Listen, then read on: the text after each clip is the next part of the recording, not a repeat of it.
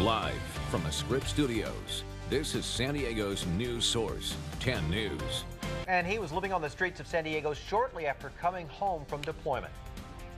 I'm building back up, back to where I was. The life-changing opportunity a local sandwich shop is giving this young veteran. A local veteran saved by sandwiches. This is a moving story that starts with an unlikely second chance. 10 News reporter Natasha Zves explains why some are crediting the so-called Walmart effect with helping to change one man's life. I wasn't scared. This downtown street is where 23-year-old veteran Timothy Lewis says he lost it all. Try not to remember anything. Homeless for 5 months after 3 years in the military, bringing supplies to natural disaster areas in Thailand and Malaysia. Then suddenly, he was out, and he says he quickly slipped through the cracks. He remembers people would drive up here pretending to give him food, and then they'd Pour cold water, ice cold water. Dispatch. Saved by sandwiches.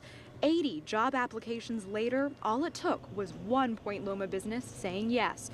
The co-owner of Firehouse Subs says choosing to hire a vet wasn't hard. But what they do have that the private sector doesn't have is that discipline, their drive, and their motivation. Experts are calling it the Walmart effect. Walmart has pledged to hire up to 100,000 veterans in the next 5 years. And now local veterans groups are hoping San Diego businesses will follow suit.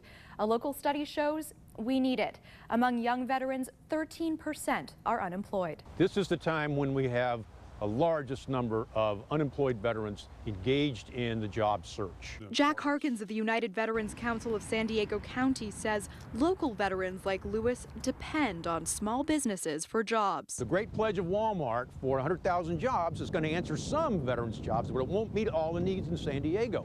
Today is a big day for Lewis. Countless sandwiches later, he's moving into an apartment.